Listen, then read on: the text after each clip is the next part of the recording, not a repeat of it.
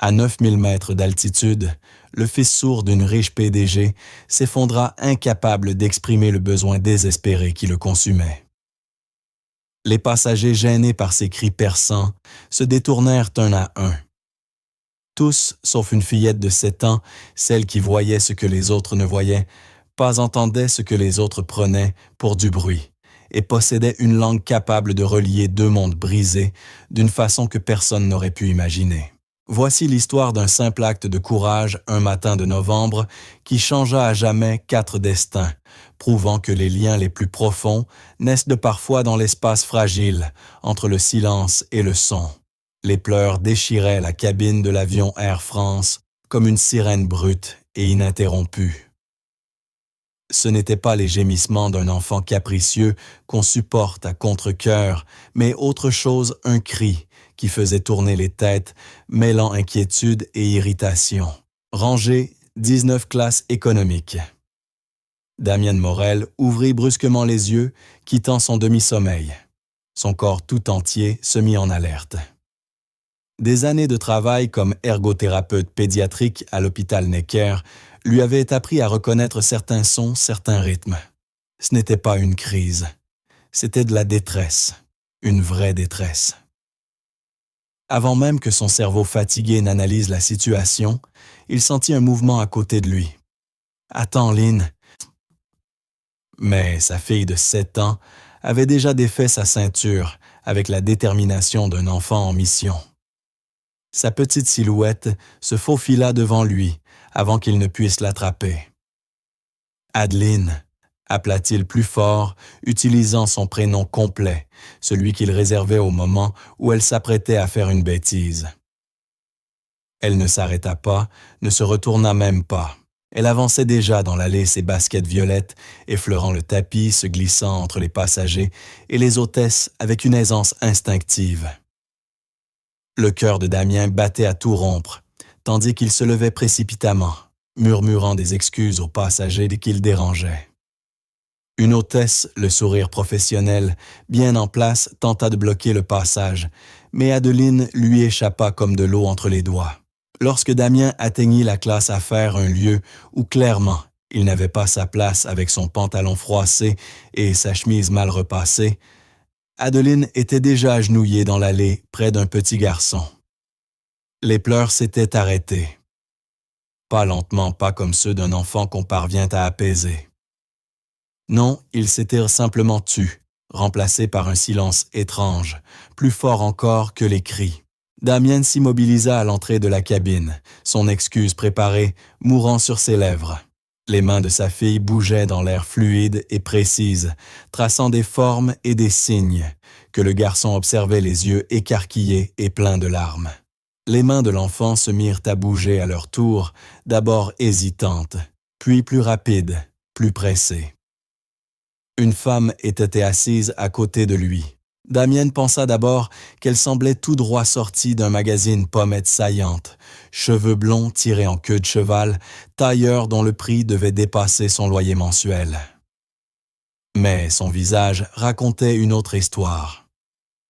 Le maquillage ne cachait pas les cernes, ni le tremblement de ses mains crispées sur les accoudoirs.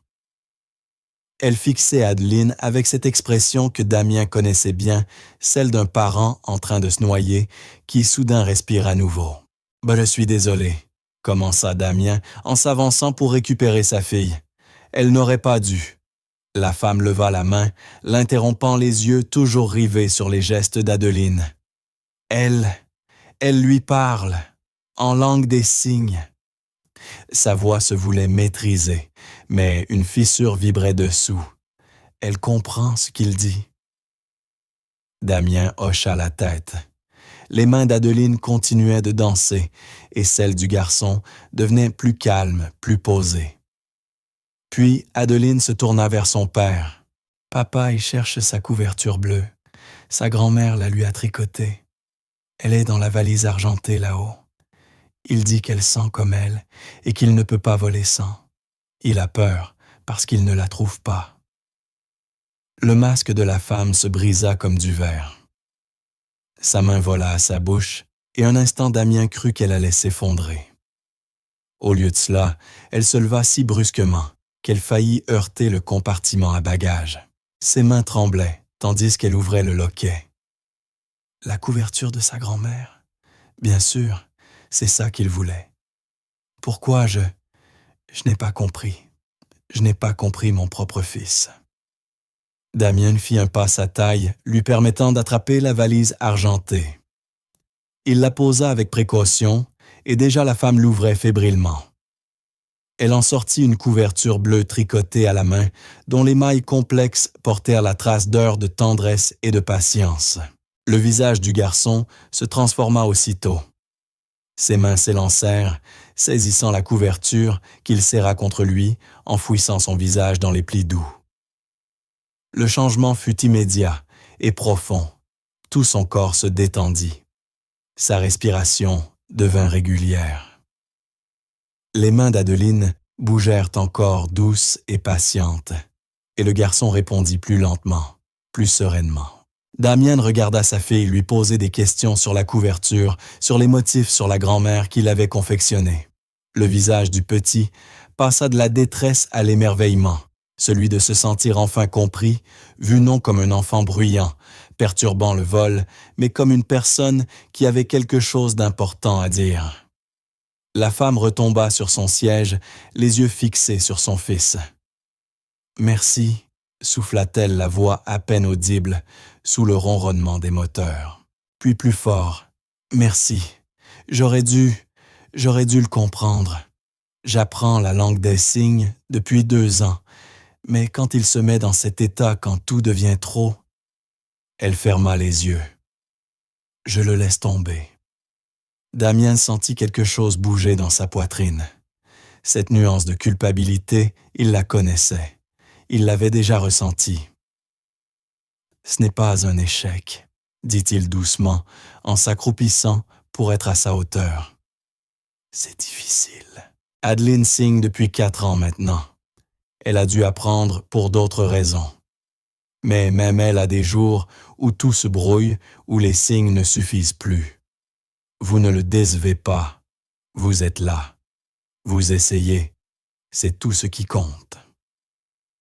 La femme rouvrit les yeux et Damien y vit quelque chose qui le troubla, une vulnérabilité nue, sans défense trop intime, pour 2 inconnus dans un avion. Une hôtesse apparut à leur côté, le masque professionnel remis, mais les yeux pleins de bienveillance. Peut-être que les enfants seraient plus à l'aise si la jeune demoiselle restait un peu ici, dit-elle. Il y a un siège libre, juste de l'autre côté de l'allée, monsieur, si vous souhaitez vous y installer pendant qu'ils se parlent. La phrase sonnait comme une suggestion, mais Damien comprit que c'était aussi une manière délicate de gérer la situation. Il regarda Adeline, qui montrait déjà un nouveau signe au petit garçon, le visage illuminé de la joie tranquille qu'elle ressentait toujours quand elle apprenait quelque chose à quelqu'un. « Si cela vous va, » dit-il à la femme. « Oui, bien sûr, » répondit-elle aussitôt. « S'il vous plaît, si cela ne la dérange pas, Nolan n'a pas été aussi calme depuis que sa grand-mère est morte il y a 6 semaines. » Le poids de ces mots resta suspendu entre eux. Damien s'installa dans le siège de l'autre côté de l'allée, et pendant les 3 heures suivantes, il observa sa fille d'accomplir une sorte de magie qu'il avait déjà vue, mais jamais à ce point. Adeline et Nolan. Il apprit le prénom du garçon, en entendant la femme le prononcer, jouaient avec leurs mains, leurs doigts traçant des histoires, des blagues, des questions. Adeline lui apprenait de nouveaux signes et lui en montrait d'autres en retour. Leur conversation silencieuse semblait plus vivante que bien des dialogues parlés. La femme assise à côté de son fils regardait tout avec une intensité mêlée d'émotion et d'étude. Damien remarqua que ses mains bougeaient parfois, répétant maladroitement les gestes d'Adeline comme pour mémoriser. Quelque part au-dessus des Alpes, leurs regards se croisèrent. Elle lui adressa un petit sourire triste, mais sincère. « Je m'appelle Claire. Claire Marchand. Damien Morel. Et voici Adeline. »« Elle est incroyable, dit-elle. » Il sentit cette montée familière de fierté teintée d'autres choses plus complexes. Elle l'est, oui. Elle m'apprend des choses chaque jour. Claire hocha la tête, ses yeux revenant vers les enfants. Nolan est tout pour moi, mais parfois, je me demande si je suis la mère dont il a besoin. Je crois que tous les parents se posent cette question, répondit Damien doucement. Enfant entendant, enfant sourd ou entre les deux. On se demande tous si on est à la hauteur. Vous voyagez pour les fêtes, demanda-t-elle, comme pour déplacer la conversation vers des eaux plus calmes. Oui, nous allons voir ma sœur à Lyon. Elle réclame Adeline depuis 1 an. On rentre à la maison. J'avais des réunions à Paris. Claire acquiesça. Je n'emmène pas souvent Nolan en voyage d'affaires, mais après la mort de ma mère, je n'ai pas pu le laisser. Pas maintenant. Sa voix se brisa légèrement. La douleur était encore fraîche. Lorsque l'avion commença sa descente vers Nice, Adeline montra à Nolan comment faire passer la pression dans les oreilles, un geste que le garçon craignait visiblement.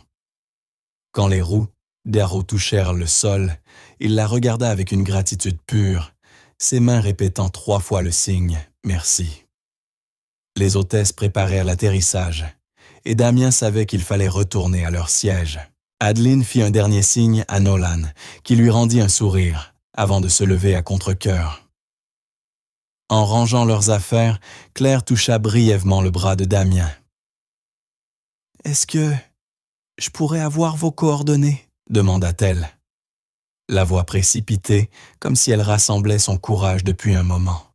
« J'aimerais vous remercier, vous et votre fille, convenablement. Peut-être déjeuner ensemble, si vous êtes libre, pendant votre séjour. Nolan serait tellement heureux de revoir Adeline. Et moi ?» Elle hésita. « J'aimerais parler un peu de communication et de bien d'autres choses. » Damien hésita un instant. Il sentait que ce moment comptait plus qu'il ne saurait le dire. Mais Adeline déjà signait avec excitation à l'idée de revoir son nouvel ami, ses mains allant si vite qu'il dut lui demander de ralentir. Il sortit une carte de visite de l'hôpital et écrivit son numéro au dos. « Bien sûr, » dit-il en la lui tendant. Les doigts de Claire se refermèrent sur la carte comme sur un objet précieux. 3 jours plus tard, le téléphone de Damien sonna, pendant qu'il se promenait au parc de la Tête d'Or avec sa sœur et Adeline. Le numéro était inconnu, mais il décrocha. « Monsieur Morel, c'est Claire Marchand du vol Air France. » Il reconnut immédiatement cette voix, ce contrôle mesuré, sous lequel vibrait quelque chose de fragile. « Je me demandais si vous et Adeline seriez disponibles pour déjeuner demain, » dit-elle. Et Damien perçut l'espoir discret dans son ton professionnel. Nolan ne cesse de parler d'Adeline. Enfin, de signer son nom. Cela lui ferait tellement plaisir. À nous aussi. Damien regarda sa fille, qui nourrissait les canards près du lac. Elle semblait si heureuse, si légère. Depuis la mort de Juliette, sa mère 4 ans plus tôt, une rupture d'anévrisme soudaine pendant son jogging matinal. Damien s'était juré de préserver chaque instant de bonheur de sa fille. Le souvenir le frappa, sans prévenir comme toujours. Les voitures de police devant la maison, le voisin qui avait trouvé Juliette effondrée sur le trottoir à 3 rues de là. Et surtout, le silence d'Adeline. 6 mois sans un mot. 6 mois où il n'avait pu la rejoindre qu'à travers les signes, à travers la langue qu'ils avaient inventée ensemble, dans les espaces calmes où les mots ne suffisaient plus. Même après que sa voix fût revenue timide et faible au début, ils avaient de garder la langue des signes comme leur lien secret, leur manière à eux de se parler quand le monde devenait trop bruyant. « Demain ça ira », dit Damien en revenant au présent. « À quelle heure et où ?» Le restaurant que Claire avait proposé était à la fois élégant et familial, au cœur du quartier du Marais à Paris. Un de ces lieux avec des serviettes en tissu et un menu pour enfants, imprimé sur du carton épais. Damien se sentit un peu mal à l'aise dans son pantalon en toile et sa chemise. Mais Adeline avait insisté pour porter sa robe préférée, celle qu'elle réservait aux grandes occasions, et sa confiance renforça la sienne. Claire paraissait différente hors de l'avion. Toujours aussi soignée, comme si c'était sa nature, mais plus douce, plus proche.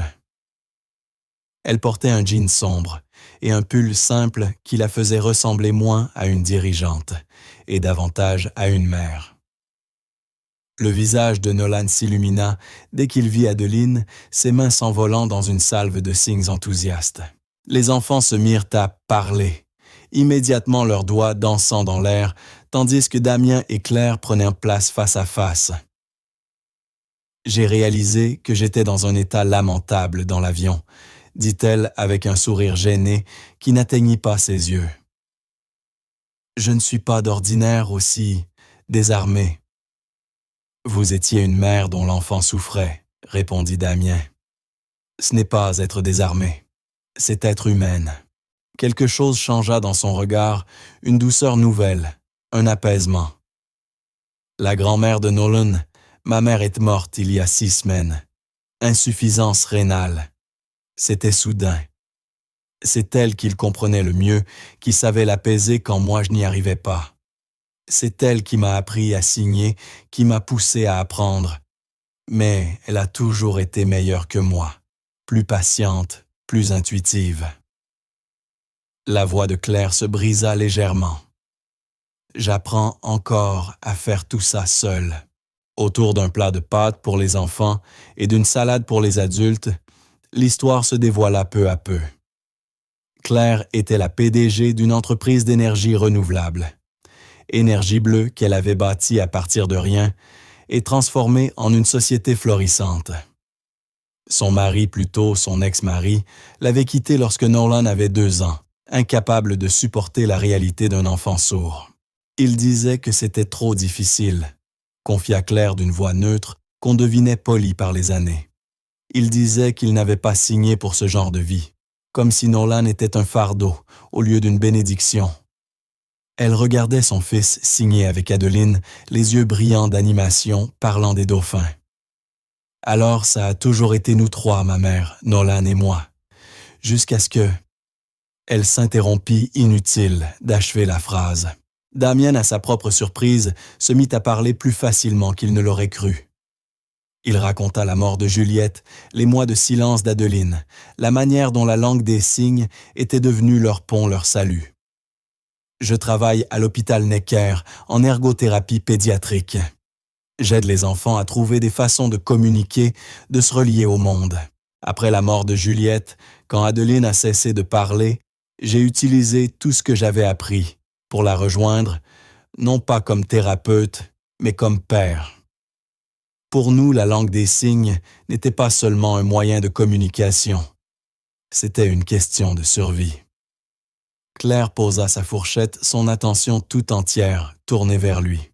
« Je peux tout acheter à Nolan », dit-elle d'une voix basse, les yeux fixés sur les enfants.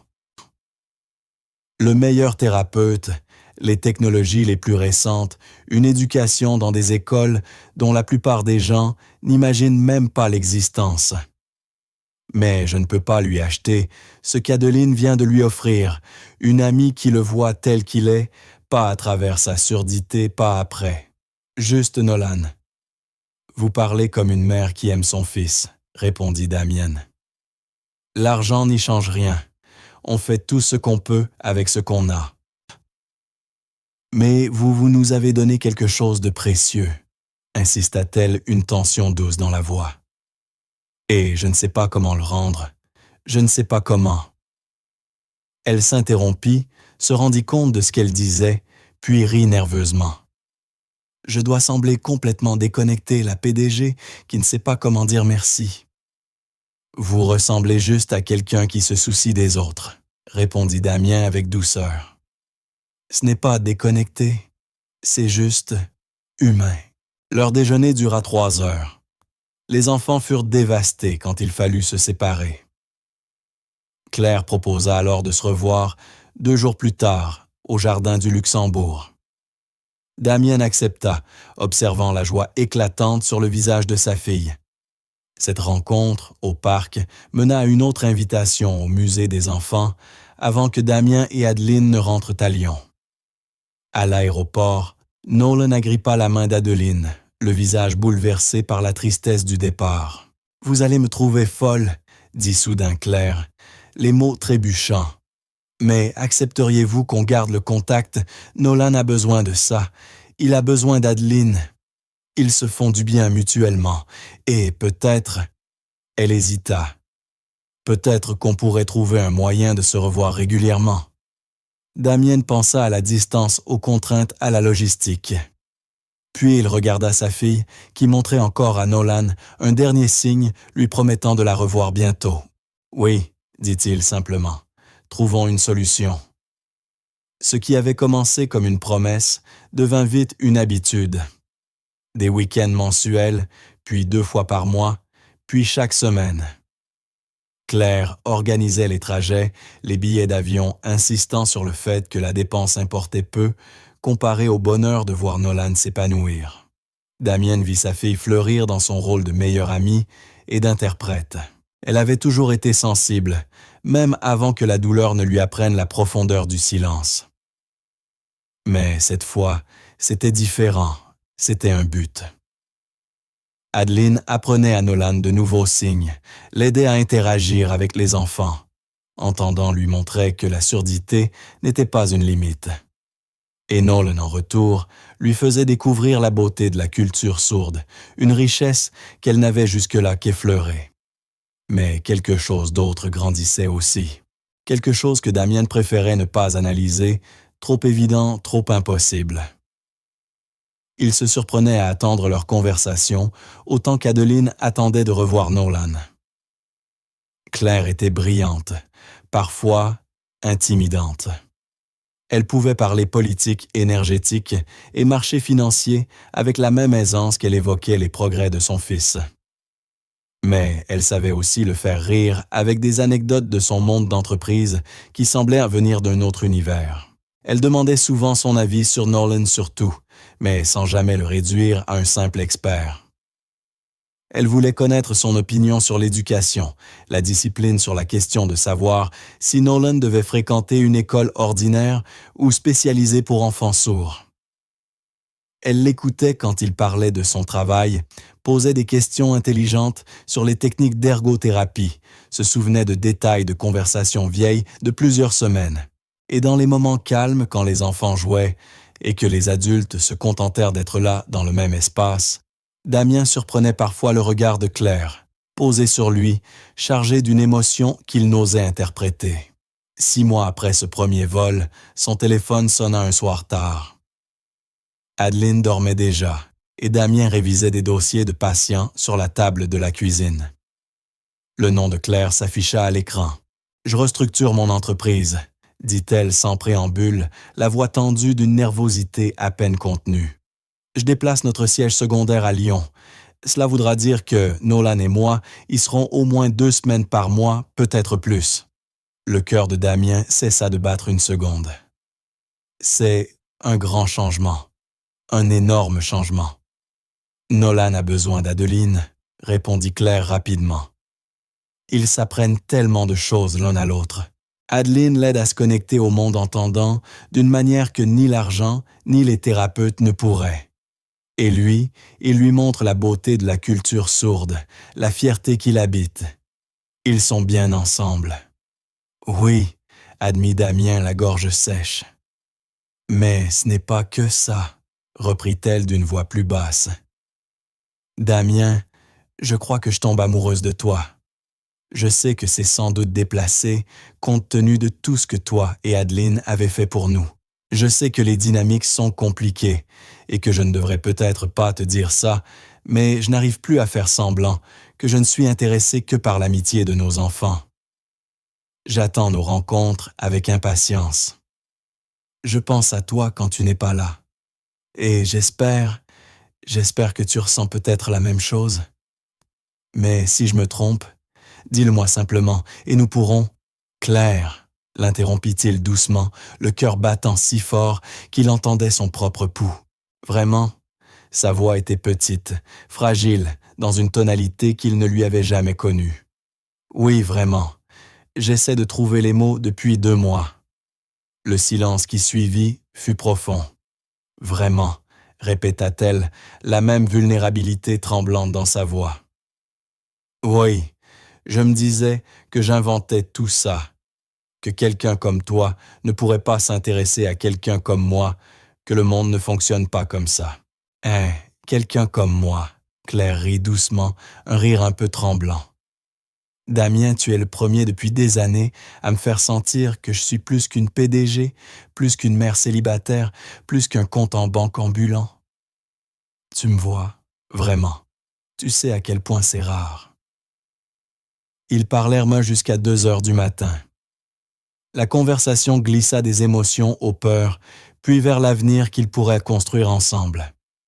C'était à la fois effrayant et juste.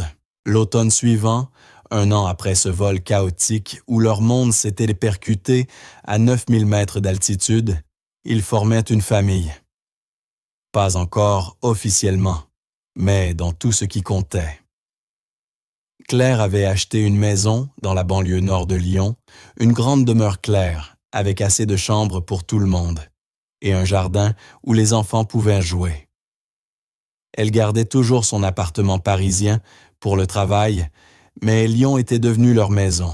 Les 4 avaient recréé quelque chose de beau, un espace où la parole et les signes circulaient librement, où la voix d'Adeline et le silence de Nolan avaient la même valeur, où les différences étaient célébrées plutôt que tolérées. Damien avait craint au début les écarts financiers entre eux.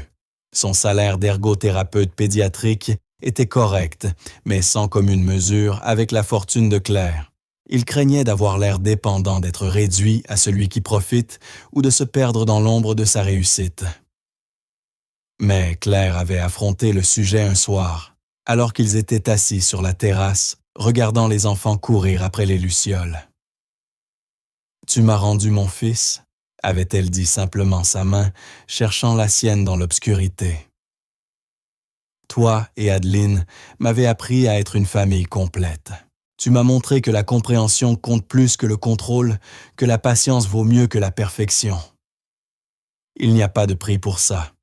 Aucun argent au monde ne pourrait égaler ce que vous nous avez donné. » Damien voulut protester, mais elle l'interrompit doucement. « Pas de mais, j'ai de l'argent. Toi, tu as une intelligence du cœur et une sagesse de parent que je n'aurai jamais seul. On apporte tous les deux quelque chose d'essentiel. Ce n'est pas une question d'égalité financière. C'est une question de partenariat. Tu peux accepter ça. » Il l'avait embrassée au lieu de répondre, et ce fut réponse suffisante. Leur histoire d'amour s'était construite lentement, sur une base de respect et de valeurs communes, sur la reconnaissance qu'ils complétaient chacun une part manquante de l'autre. Claire apportait la sécurité, les ressources, mais aussi l'ambition et une vision du monde qui poussait Damien à rêver plus grand. Lui, il lui offrait l'ancrage, la présence et une sagesse émotionnelle qui permit à Claire de se pardonner enfin de n'être pas une mère parfaite. Un soir, alors qu'ils regardaient Adeline et Nolan inventer ensemble une histoire signée « Quelque chose à propos de dauphins volants » et d'astronautes parlant sous l'eau, Claire se pencha contre l'épaule de Damien avec un soupir de contentement. « Ma mère t'aurait adoré », dit-elle doucement. Elle me disait toujours que j'avais besoin de quelqu'un capable de voir au-delà de la PDG, de voir la mer derrière. Quelqu'un qui comprendrait que ma plus grande réussite n'est pas mon entreprise, mais d'avoir élevé Nolan pour qu'il soit fier de ce qu'il est. Ma femme aurait adoré voir Adeline comme ça, répondit Damien, la voix serrée d'émotion. En utilisant sa voix parlée et signée pour changer le monde de quelqu'un. Juliette disait toujours qu'Adeline avait un cœur de guérisseuse. Je crois qu'elle avait raison. Ce fut la première fois qu'ils parlèrent de leurs amours disparus sans que la douleur n'obscurcisse le souvenir. Le chagrin demeurait, il demeurerait toujours, mais il s'était adouci, devenu quelque chose qu'ils pouvaient tenir sans se blesser. 2 ans après ce premier vol, 2 ans après qu'une petite fille eut refusé de rester assise pendant qu'un autre enfant pleurait, Damien et Claire se marièrent lors d'une petite cérémonie au Jardin des Plantes de Paris. Adeline et Nolan étaient les porteurs d'alliances vêtus de tenues assorties qu'ils avaient de choisies ensemble. Avant que leurs parents n'échangent leurs vœux, les enfants se tinrent devant leur famille et amis et signèrent leurs propres promesses, des promesses de fraternité, d'amitié, de toujours être là, pour traduire quand le monde devenait trop confus. Il n'y eut pas un œil sec dans l'assistance. Peu après leur fiançailles, Claire avait fondé une organisation pour les enfants sourds, avec Damien comme directeur. Elle unissait son expertise et ses ressources à sa compassion et son savoir thérapeutique. Ensemble, ils aidaient déjà des centaines de familles à affronter les défis et les joies de l'éducation d'un enfant sourd, en offrant des ressources que beaucoup ne pourraient pas se permettre autrement, en formant des interprètes et en plaidant pour une meilleure inclusion dans les écoles. L'organisation portait le nom de leurs 2 mères, Fondation Juliette Inclair pour les enfants sourds, en hommage aux femmes qui les avaient façonnés en parents aimants et ouverts. Le soir de leur mariage, une fois les invités partis et les enfants endormis chez la sœur de Damien, ils s'assirent sur le balcon de leur chambre d'hôtel, donnant sur la Seine. « Tu penses parfois à ce que serait notre vie si Adeline était restée à sa place ce jour-là » demanda Claire, la tête appuyée sur son épaule. « Chaque jour, admit-il. Mais je le vois moins comme un hasard que comme une reconnaissance. » Adeline a reconnu quelque chose dans les pleurs de Nolan que j'étais trop épuisé pour percevoir. Elle a reconnu un enfant qui avait besoin de ce qu'elle pouvait lui offrir. Une voix, murmura Claire. Plus encore une connexion, une compréhension, la certitude qu'il n'était pas seul. Aucun de nous ne l'est désormais, dit-elle doucement en se tournant vers lui. C'est ce que toi et Adeline nous avez donné. Et c'est ce que tu continues à nous donner chaque jour. Damien embrassa sa femme émerveillée de voir comment un vol de 5 heures l'avait conduit jusqu'à cet instant, jusqu'à cette femme, jusqu'à cette famille, née de fragments de chagrin, de pertes et de grâces inattendues. Leur histoire devint la preuve que l'amour n'arrive pas toujours comme on l'imagine. Parfois, il prend la forme d'une fillette de 7 ans, qui refuse de rester à sa place quand un autre enfant pleure, qui fait confiance à son instinct plus qu'aux règles établies, qui croit que la connexion compte plus que la conformité. Parfois, il réside dans le courage de traverser l'allée d'un avion entre la classe économique et la première entre 2 mondes qui ne devaient pas se toucher, celui d'un père célibataire travaillant sans relâche pour joindre les 2 bouts, et celui d'une PDG qui pouvait tout acheter sauf l'essentiel. Parfois, il naît dans l'espace entre le silence et le son, là où 2 familles apprennent que les choses les plus importantes de la vie ne nécessitent aucun mot. L'union de Damien et Claire n'était pas seulement celle de 2 cœurs, mais de 2 univers. Celui où une dirigeante riche découvrit que la plus grande richesse, c'est la compréhension, où le succès se mesure non en euros, mais dans le sourire de son enfant lorsqu'il rencontre quelqu'un qui parle sa langue. Et celui d'un père qui apprit que l'amour peut s'exprimer dans n'importe quelle langue, par n'importe quel moyen, à condition d'avoir le courage d'écouter. 5 ans après ce vol de novembre, leur fondation avait aidé plus de 2000 familles. Adeline avait 12 ans, maîtrisait déjà 3 formes de langue des signes et parlait de devenir professeur spécialisé dans l'éducation des enfants sourds. Nolan, 11 ans épanoui et confiant, fréquentait une école ordinaire où il réussissait brillamment grâce aux dispositifs mis en place par Claire et Damien. La famille s'était agrandie. Claire et Damien avaient eu un fils, le petit Marc, qui apprenait la langue des signes, avant même de parler grandissant, dans une maison où la communication prenait 1000 formes, toutes également précieuses. Les soirs paisibles, quand le tumulte de leurs 3 enfants s'apaisait enfin, Claire et Damien regardèrent parfois la vidéo de ce vol, un enregistrement pris par un passager et envoyé à Claire quelques semaines après leur rencontre, qu'elle avait fait transférer sur une clé USB. Ils y voyaient Adeline détacher sa ceinture et s'avancer dans l'allée avec détermination. Le moment où ses mains commencèrent à bouger. Le moment où les pleurs de Nolan cessèrent. Le moment où deux enfants se trouvèrent à travers la frontière du son et du silence. Et il se rappelait que l'amour est parfois bruyant, parfois silencieux, parfois dit, parfois signé, mais qu'il vaut toujours le courage qu'il faut pour traverser l'allée et dire dans la langue qu'on connaît « Je te vois, je t'entends, tu n'es pas seul ». Les plus grands miracles ne s'annoncent pas par des trompettes ni des feux d'artifice. Ils chuchotent dans le frémissement de petites mains, traçant des signes dans l'allée d'un avion. Ils se nichent dans les larmes d'une mère enfin comprise. Ils vivent dans le rire d'enfants qui ont trouvé un ami parlant leur langue, quelle qu'elle soit. L'histoire de Damien et Claire prouvait que parfois, l'univers vous place exactement là, où vous devez être même épuisé rangé 19, dans un vol bondé ou désespéré en première classe face à un enfant que vous ne parvenez pas à atteindre. Parfois, il suffit d'une seule personne. Une petite fille de 7 ans, déterminée qui refuse de détourner le regard quand quelqu'un a besoin d'aide. Et parfois, juste parfois, ce simple acte de compassion devient le premier mot d'une histoire d'amour qui durera toute une vie. Si cette histoire vous a rappelé que la gentillesse est une langue que chacun peut parler, que la compréhension vaut plus que les mots, et que l'amour trouve toujours un chemin même dans les lieux les plus inattendus, partagez-la.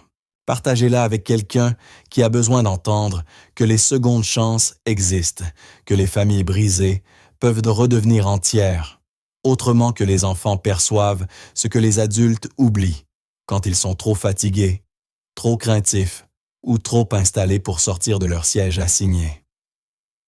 Abonnez-vous pour d'autres récits qui prouvent que le monde est encore plein de magie, plein de gens assez courageux pour tendre la main à travers les différences. Plein d'enfants qui nous apprennent à redevenir humains, car à différents moments, nous sommes tous un peu Adeline et Nolan, Damien et Claire. Nous cherchons tous notre chemin vers la maison, espérant qu'un jour, quelqu'un parlera notre langue, priant pour que l'amour soit encore possible après la perte. Merci d'avoir lu. Merci de croire aux histoires qui comptent. Merci d'être là. Et souvenez-vous, les plus belles connexions naissent quand on trouve le courage de détacher sa ceinture et de marcher vers les pleurs au lieu de s'en éloigner.